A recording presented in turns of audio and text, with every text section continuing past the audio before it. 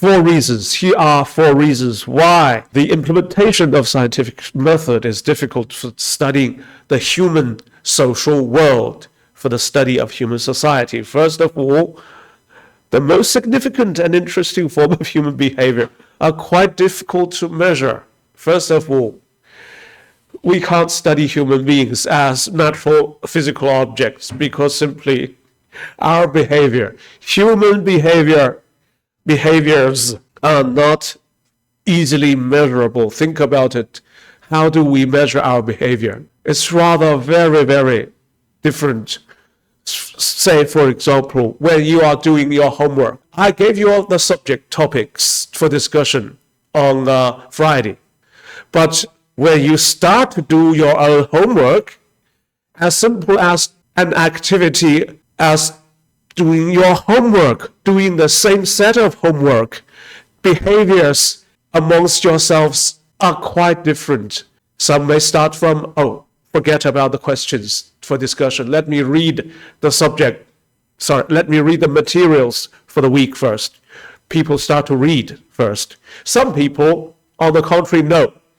Let me have a look at the questions. Take a look at questions. I would rather have those questions in mind before I start reading. With the questions in mind, I have a purpose, a special purpose while I'm reading. It's much easier for me to collect ideas, collect sentences, even words during the reading process in order for me to come with a better answer for the question in the homework.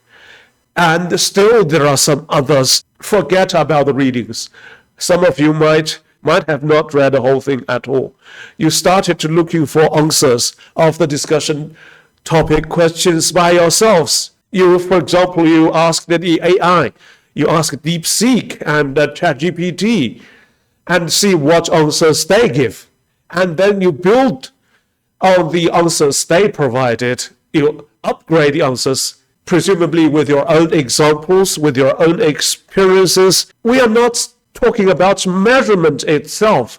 Even for the behavior, there are quite a variety of behaviors.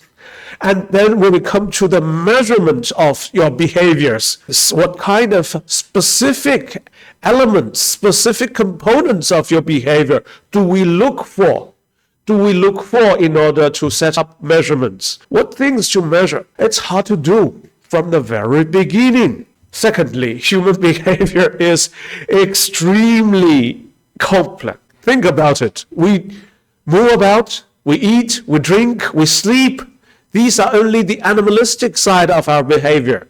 Our human behavior can be much, much more complicated, complex than that. Can you think of an example where our behavior can be quite complicated? Let me give one example.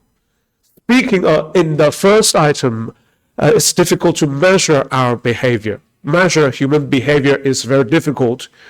Okay, say we are put in the lab.